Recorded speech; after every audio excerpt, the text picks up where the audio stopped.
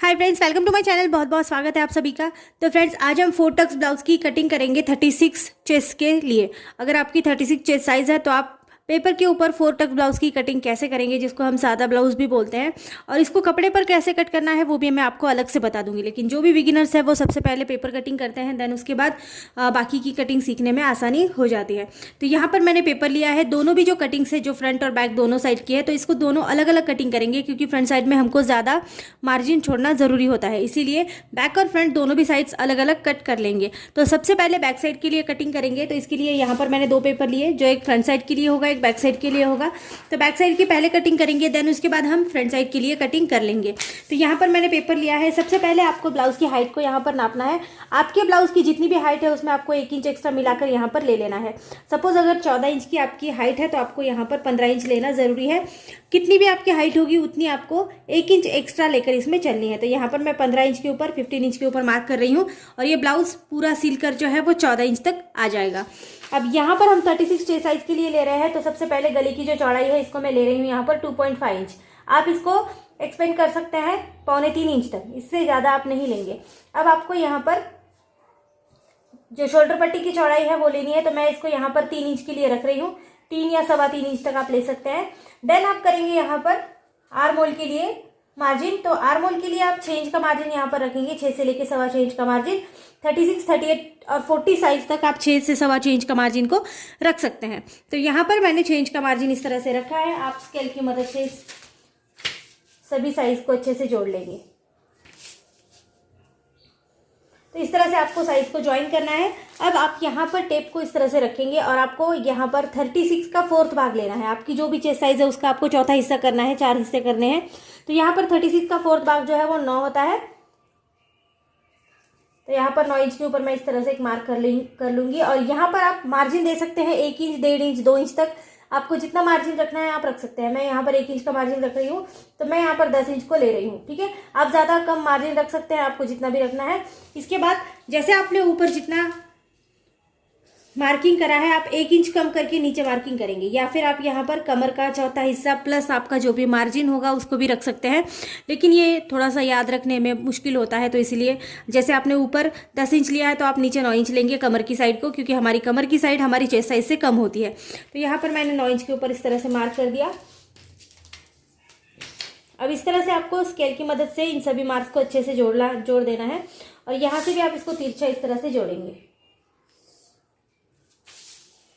अब फ्रेंड्स, आपको arm hole लेना है। तो मैं जो बैक साइड का आर्म होल है इसको 1.5 इंच अंदर ले रही हूँ, 1.5 इंच अंदर ले रही हूँ। इस तरह से मार्क कर दूंगी, और पेपर को हल्का सा घुमाएंगे और इसको यहाँ पर आर्म होल का निशान हम लगा देंगे। इस तरह से आपको आर्म होल का निशान यहाँ पर लगा देना है। अब आप ये जो आप देख रहे हैं, यहाँ पर हमने जो मार्जिन लिया है इसको हम 1/2 इंच नीचे डाउन दे देंगे। ये आपका अगर कंधे उतरने का कोई प्रॉब्लम होगा, अगर आपके कंधे लूज हो जाते हैं, उतर जाते हैं नीचे ब्लाउज के, तो आप इस तरह से इसको मार्जिन देंगे और यहाँ पर इसको डाउन दे देंगे। अब आपको ये जो हमने मार्किंग की है एज इट इज कट करना है पेपर, जैसे भी हमने इसको मार्क किया है। तो इस तरह से हमने पेपर को एज इट इज कट कर लिया है। अब हम दूसरा वाला पेपर लेंगे जिसपे हमको फ्रंट साइड का निशान लगाना है। तो इस तरह से ये वाला पेपर मैंने यहाँ पर ले लिया। अब आप ये जो हमने बैक साइड इसको कट करी है, आप इसको इस तरह से रख देंगे। आप पूरी मार्किंग को एक बार मेजरमेंट वापस से दे सकते हैं, लेकिन ऐसा करने की ज़रूरत नहीं है। इस तरह से अगर आप पेपर को अच्छे से रख लेंगे, यहाँ पर आप थोड़ा सा पिनअप कर सकते हैं।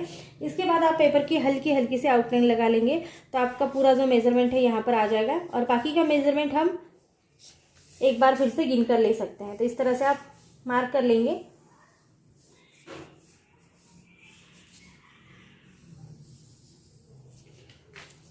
और यहाँ पर भी जो 1/2 इंच का निशान था इसको भी हम अच्छे से मार्क करेंगे। देखिए, इसलिए इतना ही मार्क करना है हमें, और इसके बाद हम स्केल की मदद से इन सभी लाइंस को अच्छे से ठीक कर लेंगे।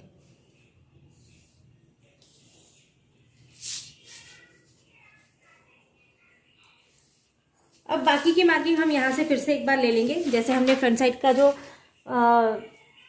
यहाँ पर हमने गले का जो निशान लगाया था वो 2.5 इंच के ऊपर लगाया था। शोल्डर पट्टी का जो निशान लगाया था वो 3 इंच के ऊपर लगाया था। ये हमें वापस लेना ज़रूरी होता है। यहाँ पर हमने आर्म होल के लिए 6 इंच का निशान लगाया था, ये भी हमें वापस से यहाँ पर मेजरमेंट ले लेना है। तो इस तरह से आप मेजरमेंट ले लेंगे, और उसके बाद यहाँ पर भी आपको मार्किंग अच्छे से आप कर लेनी है। अब हम करेंगे फ्रंट साइड के लिए मार्किंग। तो फ्रंट साइड के लिए सबसे पहले आपको आर्म होल लेना है। आपने बैक साइड का आर्मोल जो है वो 1.5 इंच के लिए रखा था, तो ये वाला आर्मोल मैं 1 इंच के लिए रखूंगी अंदर की साइड में। पेपर को हल्का सा घुमाते हुए यहाँ पर हम आर्मोल का निशान लगा देंगे। ये हमारे फ्रंट साइड का आर्मोल है, आपको याद रखना है, बैक साइड का हमको अभी नहीं लेना है। अब फ्रंट साइड के लिए हम गले का निशान लगाएंगे। तो यहाँ पर हमने गले की चौड़ाई को रखा है, वहाँ से हमें नीचे गिनना है। आपको जितना भी गला लेना है ये आपके ऊपर डिपेंड करता है। मैं यहाँ पर 7 इंच के लिए ले रही हूँ। अगर आपके ब्लाउज का जो भी आपको अच्छे से गला आता है वो आप ले सकते हैं, कम ज़्यादा कर सकते हैं।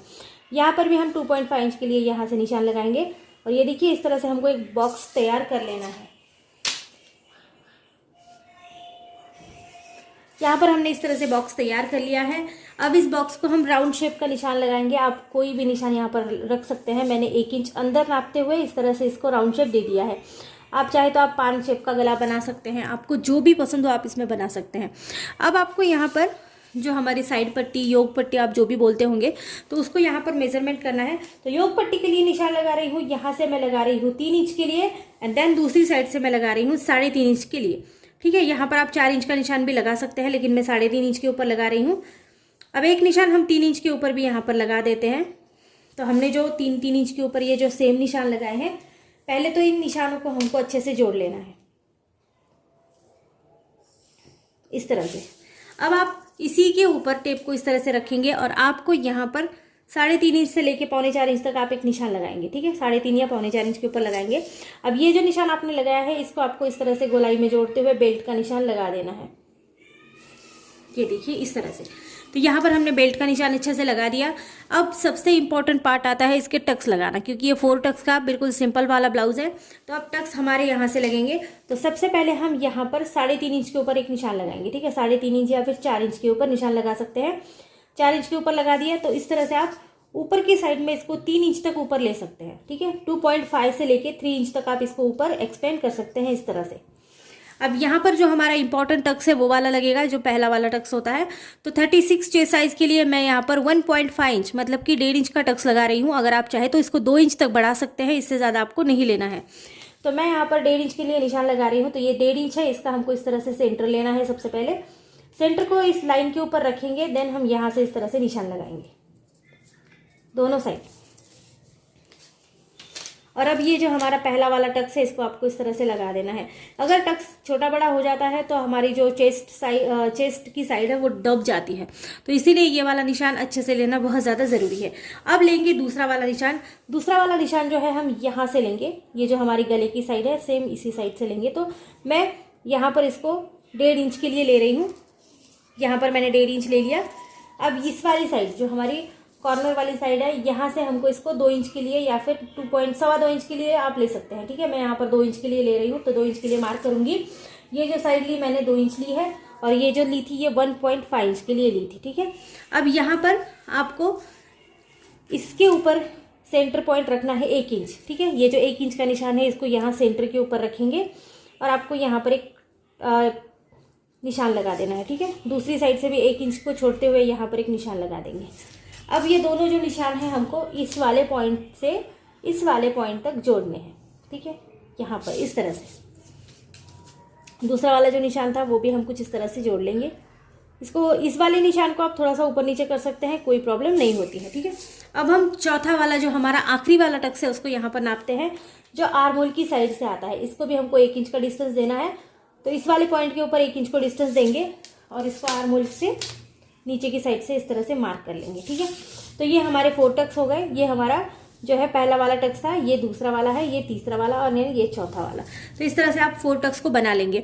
अब क्या होता है कि जब भी आप यहाँ पर एक बहुत ज़्यादा इंपॉर्टेंट चीज़ है कि आपको मार्जिन देना बहुत ज़्यादा ज़रूरी है फ्रंट साइड के लिए। तो इसको मार्जिन देना बहुत ज़रूरी है, क्योंकि ये जो टक्स है ये फोल्ड हो जाता है, तो यहाँ पर आपका कपड़ा ऑब्वियसली कम हो जाता है।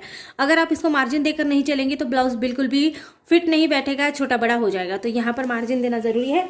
ये जो हमने 1.5 इंच का मार्जिन लिया था इसको हम यहाँ पर एक्सपेंड करेंगे आगे। ठीक है, ये बहुत ज़्यादा ज़रूरी पार्ट है, आप इसको याद रखिएगा। और यहाँ से हम 1/2 इंच के लिए बढ़ाएंगे। ये हमारा थोड़ा सा सिलाई मार्जिन एडजस्ट कर लेगा। तो यहाँ पर आप 1/2 इंच के लिए रखेंगे, लेकिन यहाँ पर आपने यहाँ जितना मार्जिन लिया है वो मार्जिन आप यहाँ पर रखना बहुत ज़्यादा ज़रूरी है। तो इस तरह से हम इसको ज्वाइन करेंगे। अब हमें इसकी कटिंग करनी है। जैसे भी हमने इसकी मार्किंग करी है, यहाँ पर जो हमने निशान लगाया था इसको अच्छे से ड्रॉ करेंगे। अब आपको कटिंग करनी है। कटिंग भी इसकी बहुत ज़्यादा आसान है। तो सबसे पहले आप नीचे की साइड से कटिंग करेंगे। हमने जो भी पट्टी ली है, इस पट्टी को हमें अलग करना है। सबसे पहले पट्टी के अंदर मार्जिन को रखना बिल्कुल भी ज़रूरी नहीं है। तो इस तरह से हम पट्टी को अलग कर लेंगे। और ये जो पार्ट है ऊपर का, इसको मार्जिन के साथ लेना बहुत ज़्यादा ज़रूरी है। अगर आप ब्लाउज़ के ऊपर कर रहे हैं तो भी प्रोसीजर बिल्कुल सेम होने वाला है, कोई भी इसमें अलग नहीं है। आप सीधे ब्लाउज़ के ऊपर भी कटिंग कर सकते हैं, लेकिन अगर आप बिगिनर्स हैं तो एक बार पेपर पे ज़रूर आप ट्राई करेंगे, देन उसके बाद आप ब्लाउज़ के ऊपर कटिंग करेंगे। डायरेक्टली ब्लाउज़ पे कटिंग करने से गलती हो सकती है, ब्लाउज़ का कपड़ा ख़राब हो सकता है। तो इसीलिए आप सबसे पहले पेपर के ऊपर कटिंग करेंगे, देन आप ब्लाउज़ के ऊपर कटिंग करना सीखेंगे। इसीलिए सबसे पहले मैंने पेपर कटिंग बताई है, ब्लाउज़ के ऊपर कटिंग मैंने नहीं बताई है। तो इस तरह से आप बैक और फ्रंट साइड के लिए कटिंग करेंगे। ये हमारी क्रॉस पट्टी, जो हम साइड पट्टी बोलते हैं, वो है। और अगर स्लीव्स की आपको किसी भी साइज़ के लिए स्लीव्स कटिंग चाहिए तो आप मेरे वीडियोस में देख सकते हैं। हर साइज़ के लिए मैंने वहाँ पर स्लीव्स की कटिंग बताई है, शॉर्ट साइज़, लॉन्ग साइज़ सब के लिए बताई है, और अलग अलग पैटर्न्स पे आपके लिए अपलोड किए हैं। तो वहाँ पर आप जाकर देख सकते हैं आपको जिस भी साइज़ के लिए स्लीव्स कटिंग चाहिए। अगर आपको पर्टिकुलर कोई साइज़ चाहिए तो आप एक बार कमेंट कर सकते हैं। मैं कमेंट में भी आपको उसका जो वीडियो है वो बनाकर आगे दे दूंगी। तो आज की वीडियो अगर आपको अच्छी लगती है तो चैनल को लाइक शेयर सब्सक्राइब जरूर करना। आज हमने 36 चेस्ट साइज के लिए सिंपल वाले ब्लाउज की कटिंग करी है। तो वीडियो अच्छी लगती है तो सपोर्ट जरूर कर देना। So thank you friends, video को मेरी पूरा देखने के लिए। ठीक है, थैंक यू सो मच।